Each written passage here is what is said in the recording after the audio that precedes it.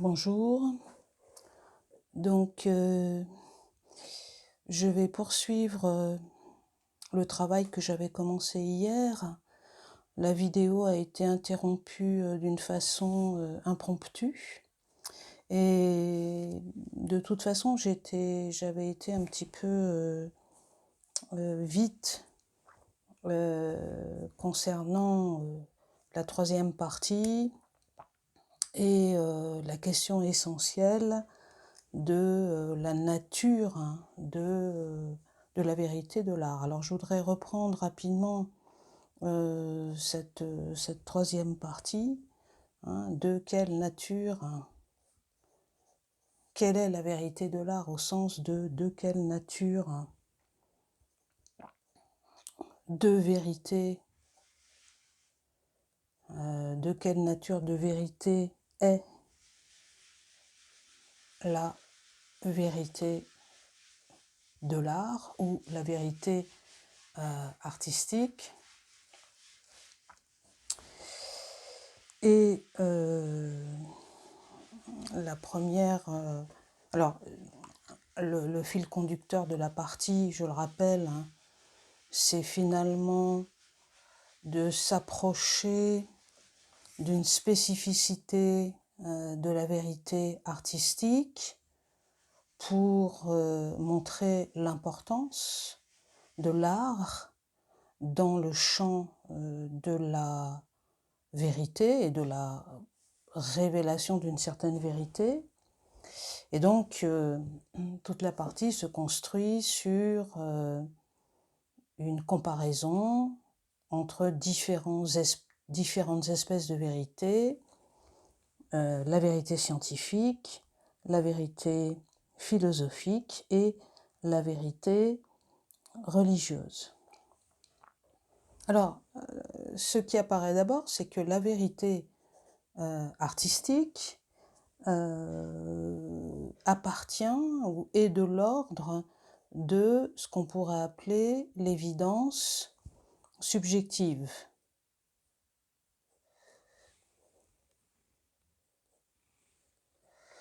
L'évidence subjective, par opposition justement à la vérité scientifique, qui elle va aller chercher l'objectivité.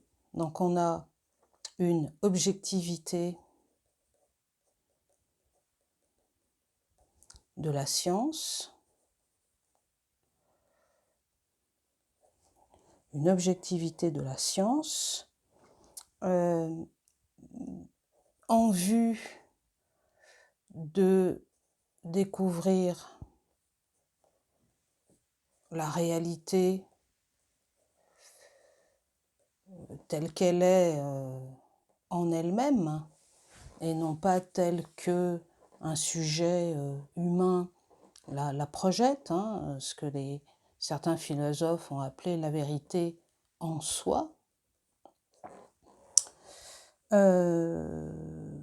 Mais qui par là même eh bien, va finalement tout réduire, on peut parler d'une réduction à un statut d'objet, tout, c'est-à-dire toute chose, mais aussi l'homme et l'intériorité de l'homme, et qui finalement amène à l'idée d'une manipulation, ou d'un objet qui devient manipulé, manipulable. Et je renvoie à toute la thématique de ce que Merleau-Ponty appelle, s'agissant de la science moderne, la pensée opératoire, qui devient en fait une espèce de pensée totalement artificielle. Donc Merleau-Ponty particulièrement, je pense, au début de son petit texte « L'œil et l'esprit ». Donc, finalement, tout cela nous permettrait d'amener l'idée que la science passe à côté du réel et construit une vérité qui est beaucoup plus une vérité de l'esprit, une vérité théorique, qu'une vérité au sens de révélation du réel. Alors ce petit point-là, admettons que ce soit le premier moment de cette première sous-partie de la troisième partie, et à partir de là, à partir de ce constat, alors assez merleau-pontien, que la science passe à côté du réel, eh bien, on pourrait se poser la question de savoir alors que vise l'art. Que vise l'art, et l'art au sens de ce champ, on va dire, triangulaire qui implique l'artiste, qui implique l'œuvre et qui implique le spectateur. Et d'une certaine façon, si vous voulez, d'un côté l'individu et de l'autre côté la société. Alors, il apparaît assez vite que l'art vise aussi la réalité, mais évidemment, pas tout à fait la même réalité que celle qui est visée par la science ou qui est recherchée par la science. D'abord parce que l'art vise tout autant une réalité, peut-être même plus intérieure qu'extérieure.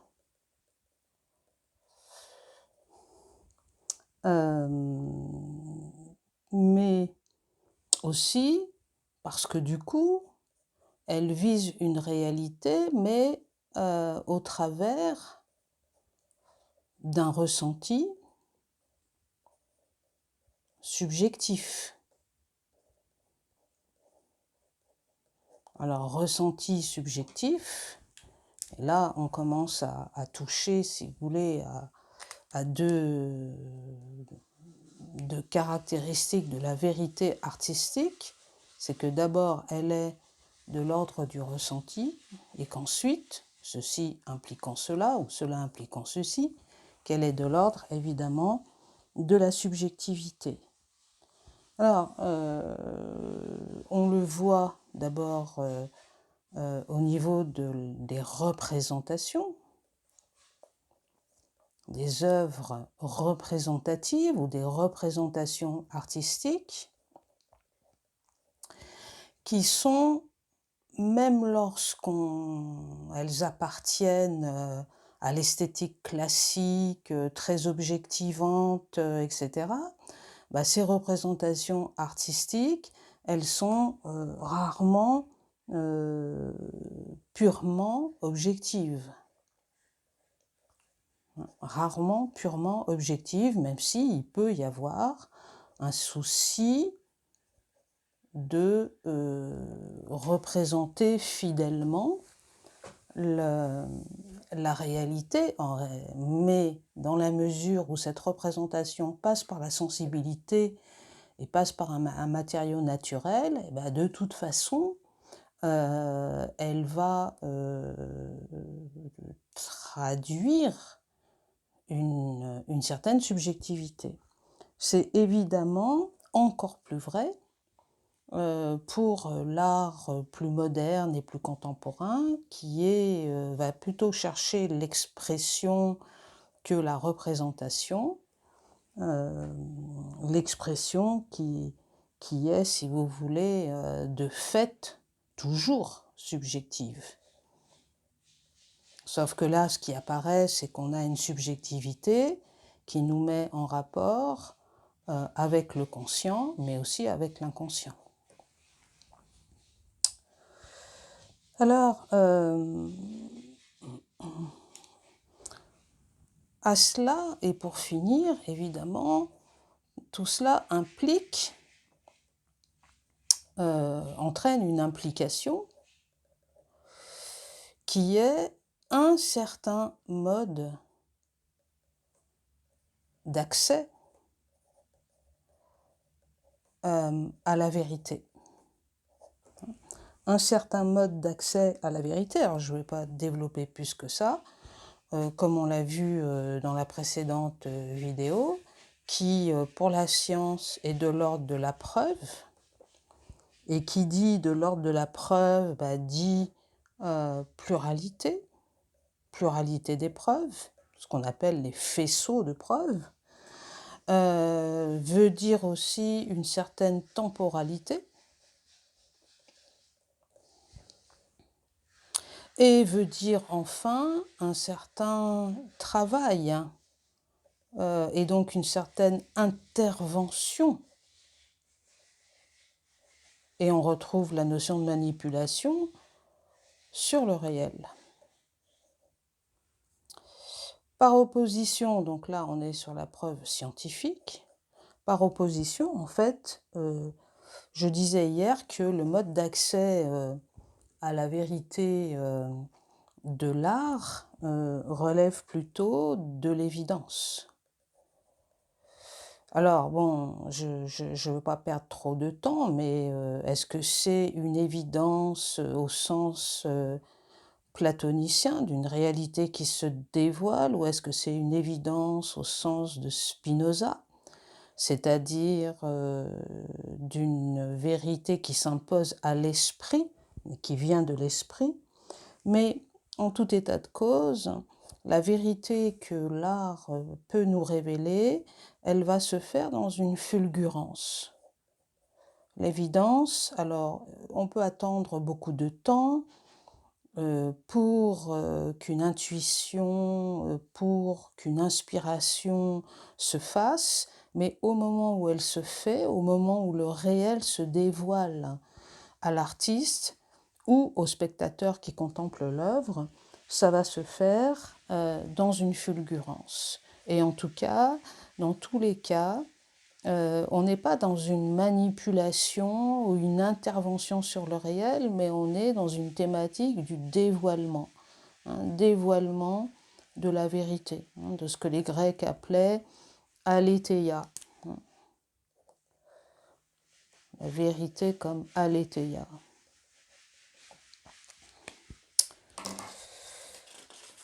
Mais posons-nous la question de maintenant, dans un deuxième temps, de savoir en quoi la vérité artistique se distingue de la vérité philosophique. De la vérité philosophique. Alors, rappelons d'abord que traditionnellement, la philosophie a toujours été rattachée à un certain acte, je dis bien un certain acte de la rationalité. Un certain acte de la raison. Par opposition justement à quelque chose qui appartiendrait plutôt au champ des sens, au champ du corps. Et que même lorsque elle est empiriste, c'est-à-dire même lorsque elle réhabilite les sens, donc même dans cette hypothèse d'un empirisme, et même allons encore plus loin d'un empirisme tel qu'on le trouve chez des modernes, appelons-le l'empirisme radical, pour employer l'expression même de William James, avec ses essais d'empirisme radical de 1912.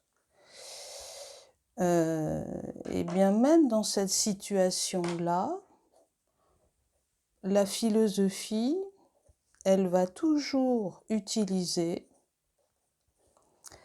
pour penser et pour énoncer ce qu'elle considère être comme des vérités, elle va toujours utiliser les mots et donc le langage,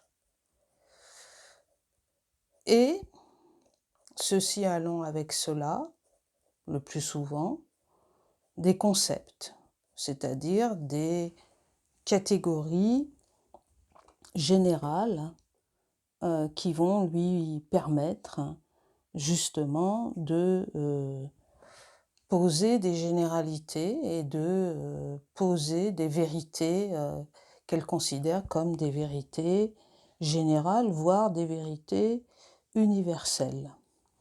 Or, il est clair que par opposition à cela, eh bien, l'art se situe, pourrait-on dire, à la fois au-delà ou, je ne vais pas développer ça, il me faudrait pas mal de temps, mais c'est intéressant, en deçà des mots. Au-delà ou en deçà des mots, et surtout, l'art cherche à éviter les concepts. Je pense au très beau texte d'Yves Bonnefoy, ce grand homme qui est à la fois philosophe et poète, et sur précisément la définition de la poésie.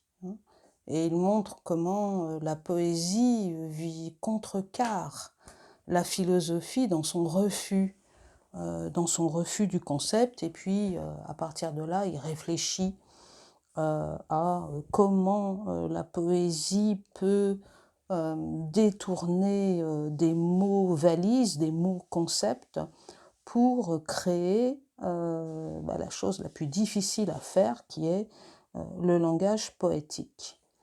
Alors, une fois qu'on a posé cette distinction entre vérité philosophique et vérité de l'art, hein, et qu'on a encore avancé dans la compréhension de la nature de la vérité artistique comme étant au-delà de la généralité, au-delà de la conceptualisation, eh bien, en fait, si vous voulez, ça amène une question qui consisterait à se demander si finalement la vérité artistique est limitée par le fait qu'elle soit singulière, avec quand même le risque qu'à partir du moment où elle est singulière, hein, eh bien, ça veut dire aussi qu'elle est multiple, hein, et donc on échappe à l'idée de une vérité de l'art. Quelle est la vérité de l'art? Et de la même façon, est-ce qu'elle se limite à sa dimension sensible? Auquel cas, si vous voulez, elle serait privée d'un accès à l'universel, et elle serait privée d'un accès à l'intelligible. Ou bien, est-ce qu'il n'y a pas, au fond, la possibilité de montrer que la vérité artistique se caractérise plutôt par le fait qu'elle atteint l'universalité dans la singularité et qu'elle atteint l'intelligible dans et par le sensible. Vous aurez reconnu d'abord d'un côté le concept de subjectivité universelle de Kant. Je n'y reviens pas, mais il faudrait expliquer ça. Et vous aurez reconnu aussi, eh bien, toute la théorie hegelienne de l'art qui fait de l'art précisément l'expression sensible de l'intelligible, l'expression sensible de l'idée. Alors, on peut, à partir de là, en arriver dans un troisième et dernier temps de cette troisième partie, à la question de savoir ce qui sépare la vérité artistique de la vérité religieuse. Pourquoi cette question arrive-t-elle naturellement? Eh bien parce que on peut revenir, si vous voulez, sur ce thème de la sensibilité, hein, et se demander si la différence essentielle entre la vérité artistique et la vérité religieuse, eh bien, c'est que la vérité artistique, elle est étroitement et toujours liée à une sensibilité et à la dimension du sensible. Évidemment, ici, ce serait intéressant de travailler un petit peu ça avec toute la thématique de l'art conceptuel. C'est-à-dire, est-ce que l'art conceptuel échappe est-ce que l'art conceptuel, finalement, échappe à la fois à tout ce qu'on vient de dire, la dimension, le refus de la conceptualité en art et la possibilité de produire une œuvre qui n'aurait pas de dimension sensible. Je serais assez tentée, mais il me faudrait du temps, de démontrer ici que même l'art conceptuel a un support matériel et sensible. Mais ça supposerait d'un autre côté, si vous voulez, de montrer que la vérité religieuse doit se séparer de la sensibilité. Et qu'au fond, une vérité religieuse qui est obligée de s'appuyer sur les signes sensibles de l'existence de Dieu, ressemble à quelque chose qu'on appellerait plutôt qu'on appelle la foi du charbonnier, ou encore qui pourrait qualifier une forme de superstition. Et au fond, la foi véritablement religieuse, ce serait une foi qui pourrait se trouver son fondement sans passer par l'essence. Pour autant,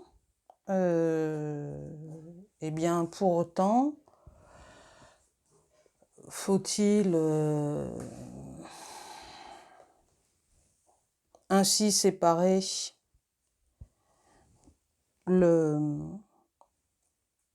la vérité artistique de la vérité religieuse? Et bon, je l'avais suggéré dans ma dernière vidéo, est-ce qu'il n'y a pas d'un côté, est-ce qu'on n'a pas d'abord affaire à des vérités qui sont extrêmement proches, hein, donc des vérités très proches, qui permettraient, si vous voulez, à la fois de montrer que la révélation religieuse, eh bien, peut prendre une forme poétique et que plusieurs livres de la Bible sont des poèmes, par exemple, et qu'à l'inverse, le sentiment esthétique peut se transformer en sentiment religieux. Et là, évidemment, je renvoie à, je vais le noter ici, à tout le passage entre l'analytique du beau et l'analytique du sublime. La faculté de juger esthétique et la faculté de juger téléologique. Forme de lien finalement entre l'art et le religieux. Voilà, j'espère que c'est maintenant à peu près clair sur ce sujet. N'hésitez pas à m'envoyer vos questions. J'essaierai, si j'ai le temps, de faire la même chose avec le sujet sur l'idée des droits de l'homme. Voilà, merci de votre attention, à bientôt.